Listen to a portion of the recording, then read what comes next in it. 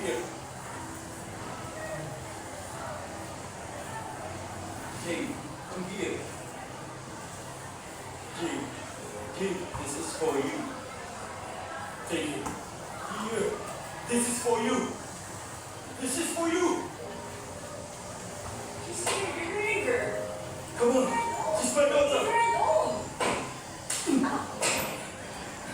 Why are you? I'm calling the police. Leave her alone. Please leave. I'm calling the police. Go.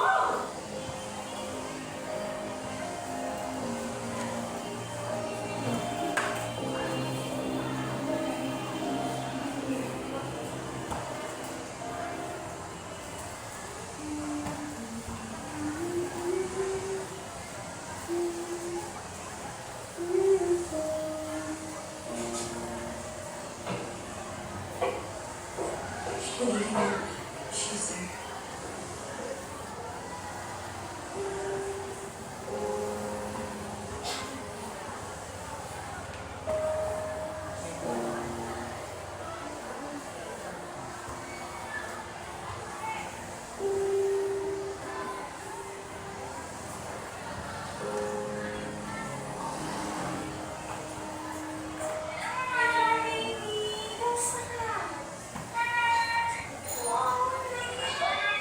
Sayang naman, wala ka para sabitan ka ng ngayon.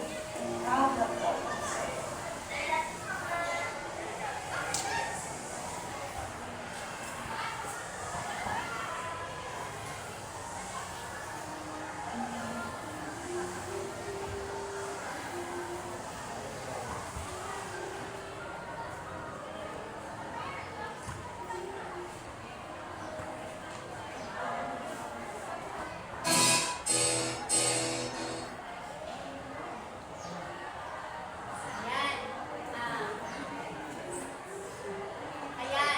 Bali sa inyong napanood na video, tungkol saan ang video na inyong napanood? Ivan. So, pinanood na short film, tumutok ko yung video sa isang OFW na kung saan pinaprotektahan niya yung inaalagaan niya bata. At pinakita din po sa kwento na yung pagmamahal niya or yung komunikasyon sa pagitan ng ina at ng anak kahit nasa malayo silang lugar pag hindi nakasama. Ayan, mahusay nga yung kasagutan. At pinapakita nga ang video na ito ay tungkol sa isang ina na nagsasakripisyo siya sa kanyang anak at nagtatrabaho siya sa malayong lugar para lamang naman maibigay yung pangangailangan ng kanya. Sunod na katanungan ay, sinong nais mo yun?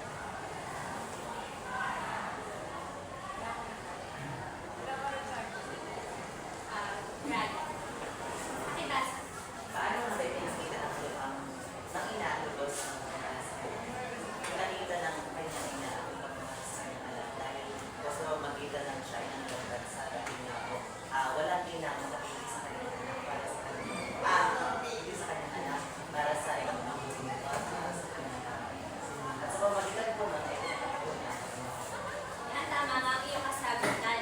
Talaga namang naipamalas nyo ang inyong kagalingan sa pagsagot ng mga katanungan. Base sa inyong larawang nakikita, ano ang pinapahayag ng larawan na ito?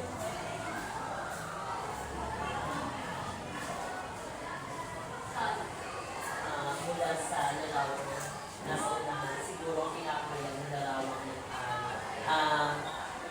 ang isang ina na wala nang makayong kasi kung wala na siyang asawa, makikita na tinatawanan siya ng mga nakakaligid sa kanyang mga tao at doon kahit na siya ay gano'n sa sitwasyon siguro, pinabalitahan niya pa din yung kanyang anak dahil pinapakita niya ng malamang dahil siya nag-isip. Yan, tama nga ang iyong kasagutan. Sino ang nais sumagot? Ivan. Pinapakita sa larawan ay ang isang ina na naghihirap at walang malapitan at yung mga tao ay hindi natitiwala sa kanyang kakayahan. Kaya tama, ipinapakita nga na lalawak ito ay sumisimbolo sa inana, nagsasakripisyo. Dito ay, halip na siya ay sinusuportahan ay parang pinupot lamang siya dito.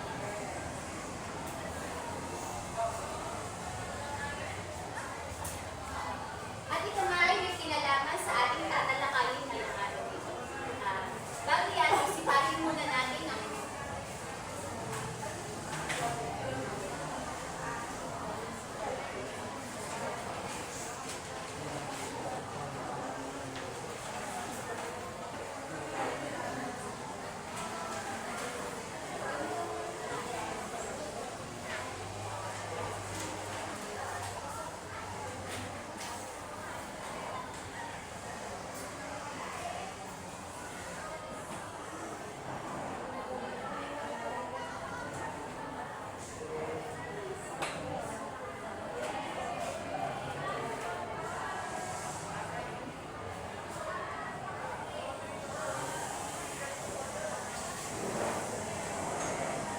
Marian, isipatin muna natin ang ating layunin na dapat matango sa pagtatapos ng ating aralin. Pakibasa ng lahat.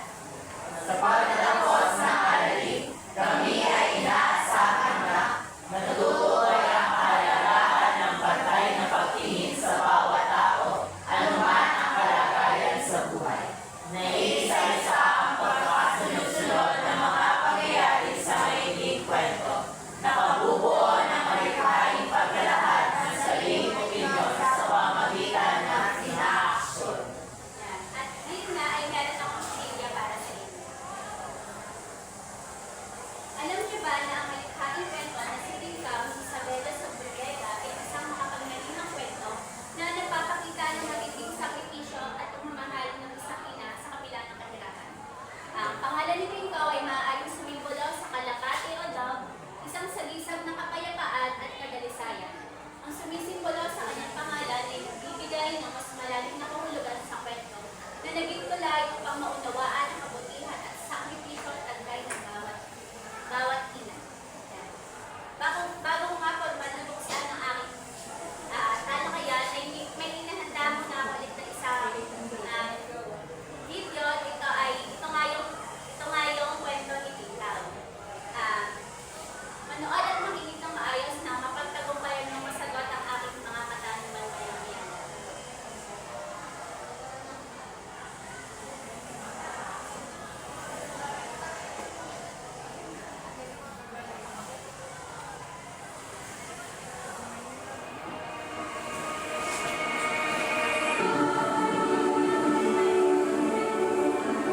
Si Tingkaw, ang may kwentong hiligaynon ni Isabelo Sobrega. Naminpungatan ako sa pag-idlip ng hapon ngayon dahil sa napakaingay na sigawan at tawanan ng mga bata sa lansangan. Napilitan akong lumangon. Si Tingkaw pala na sinusundan ng mga bata. May karga-karga kung ano-ano at pasayaw-sayaw na naglalakad.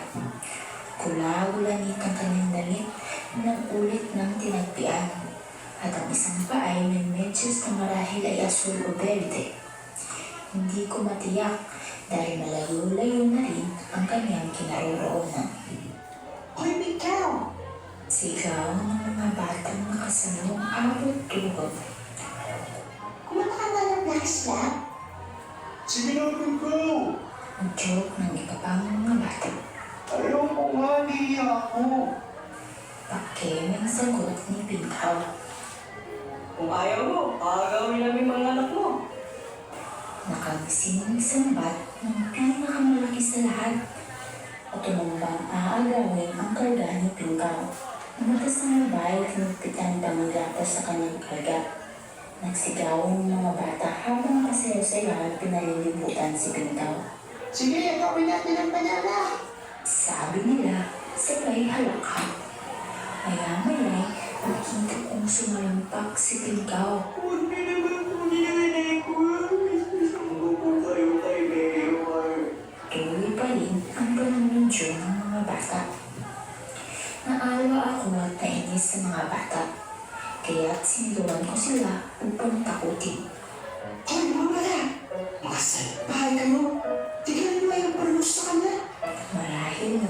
sa lakas ng pagsigaw ko ang mga bata, kaya't isa-isang nag-alisan ang mga ito. Patuloy pa rin ang pag-iyak ni Pingkaw.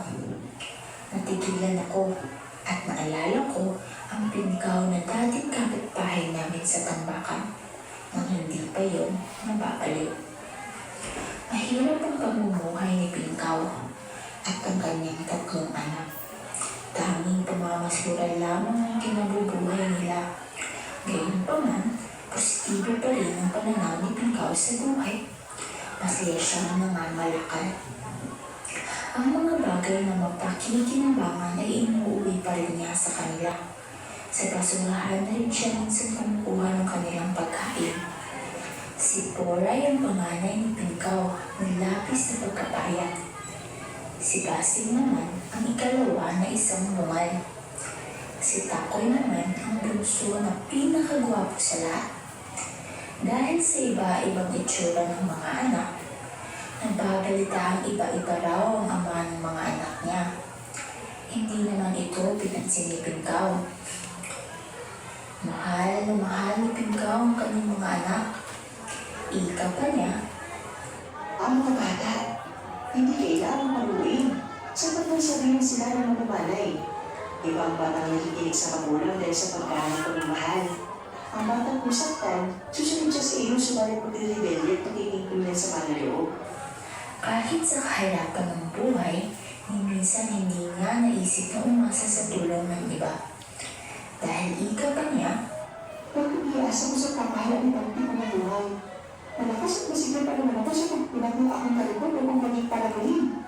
Marami pang ibahiyan na nakapagpigil ng tulog. Ang hirap ng sa ating gobyerno, kung sino higit na nangangailangan, siya yung hindi na tinungan. Ngunit ang ibang tao niyan na mabuti naman ang kaligaya sa buhay, ay sinagkakaroon ng tulong. Kalukuhan. lang si Pingkaw. Kontento na siya sa kanyang maaabot sa buhay. Isang araw, tapos na nangalin ng mag-anak, bigla na lang nabilipit sa sakit ng tiyan ng mga bata. Marahil sa di nasuro ng panis na pagkain ng naging sanang ito. Natuliro si Pingkaw, nagsisigaw, tumakbo sa mga kapitbahay upang humingi ng tulong. Ngunit wala silang maitulong maliban sa pagsabihin siyang dalhin sa ospital. Isinaka niya ang mga ito sa kanyang kariton upang isugod sa pagamutan. Dito na ito si Pingkaw sa rami ng mga sasakyan na kanyang nakasabayan. Ang isa ay wala man lang nagkatubing tulungan sila. Patuloy niya ang pagtutulak ng kariton. Kaya ay napansin niyang hindi na kumikilos ang kanyang panganay. Simulat niya ito at para siyang sinakuban ng langit ng mabatid niyang hindi na ito humihina. Kung gulhol niya ay pinagpatuloy ang pagtulak ng kariton upang sikapin mailigtas ang buhay ng 2 niyang anak. Maraming tao ang nagmamasid lamang sa kanya. Ngunit nakapagtataka kung bakit wala man lang kahit isang lumapit sa kanya upang tumulong. Alam niya ay 100 taon na lumipas bago na narating ang ospital ng pamahalaan. Kung makarating sila sa pagamutan ay binigyang pansin lamang ng mga pasyenteng mayayaman. Pinagabihay namatay si Basing ng Dungan. 2 araw pang lumipat sa sunod namang namatay ang bunso. Nakarinig na naman ako ng mga ingay. Muli akong lumungaw. Nabalik si Pingkaw. Sinusundan na naman ng mga pilong bata. Tulog muna, wala rito, iyong nanay. Ang kanta niya habang ipinaghihilay sa kanyang mga bisig ang isang lata.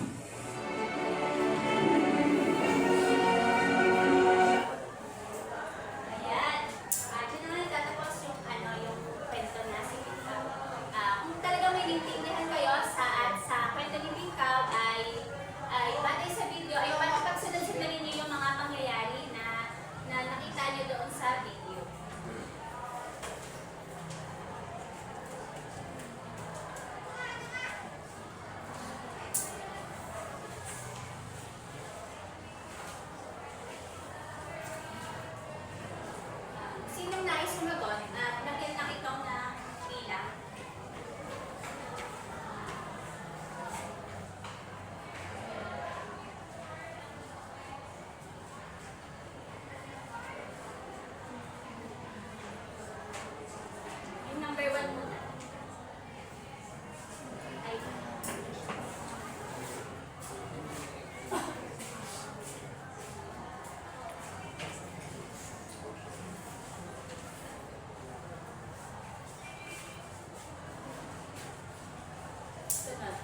number 2. Sino ang nakapagbibigay ng sulat na nangyari?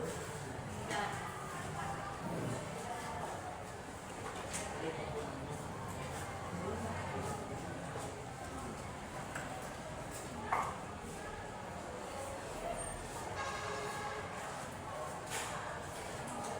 Ayan, tama. Ayan, ibigay niyo nga pagkakasunod-sunod ng pangyayari sa kwento na si Tingkaw. Ngayon naman ay may inihanda akong mga katanungan na hindi niyo kailangan sagutin. Na about dun sa kwento ni Tingkaw. Sa current page.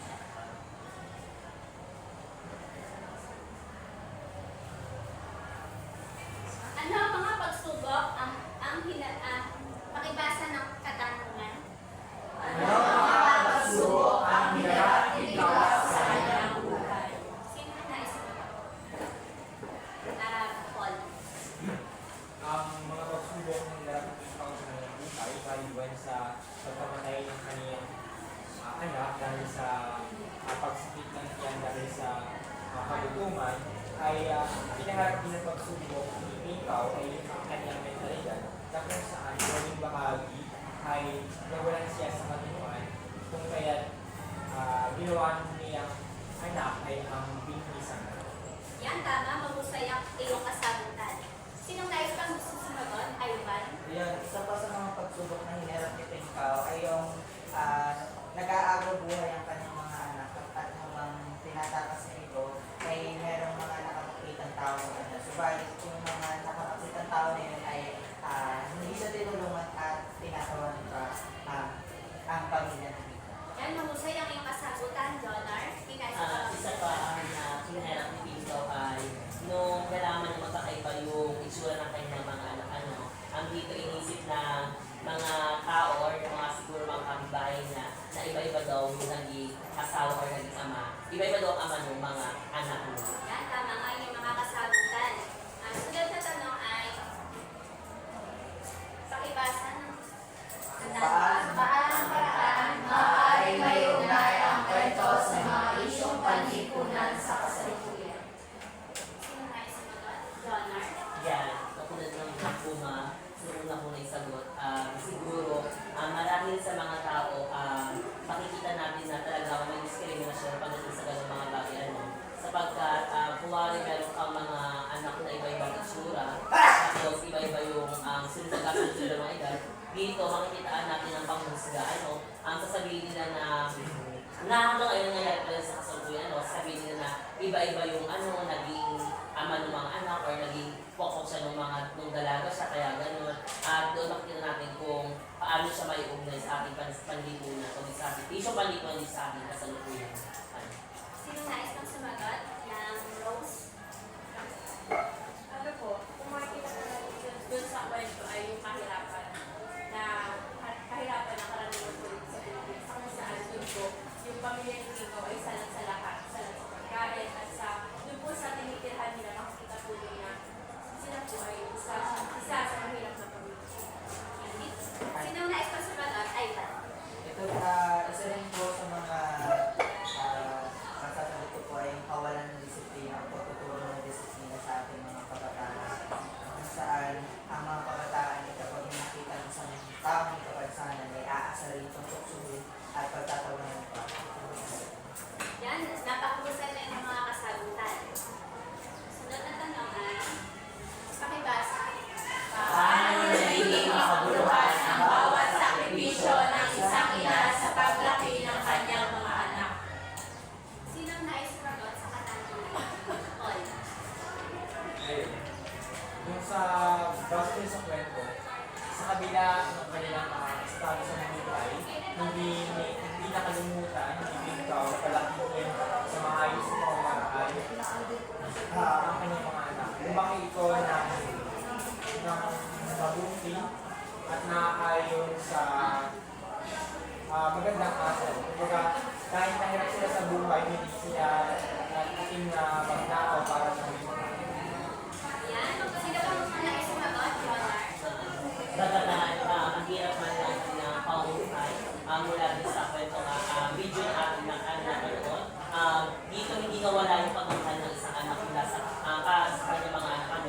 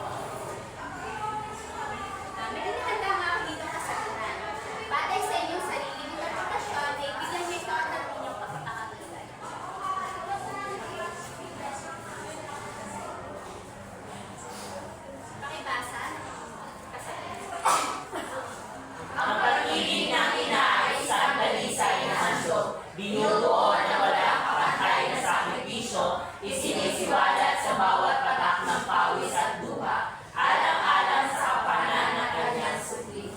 Sino makapagbibigay ng sarili nilang opinyon sa pahayag ni Paul? Mapagtutuloy natin ang isang inahin naging bahagi ng isang profesyon. Ang profesyon na ito ay walang day off, walang sahod, at panghabang buhay na responsibility.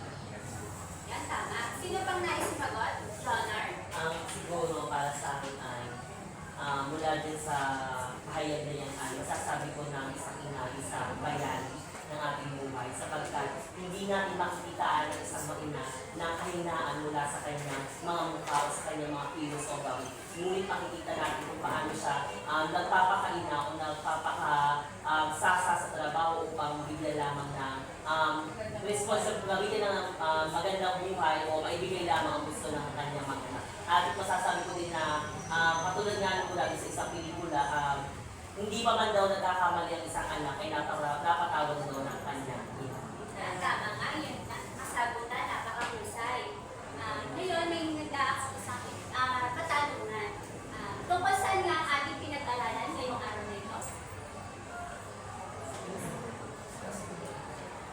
Sino nais sumagot? Paul.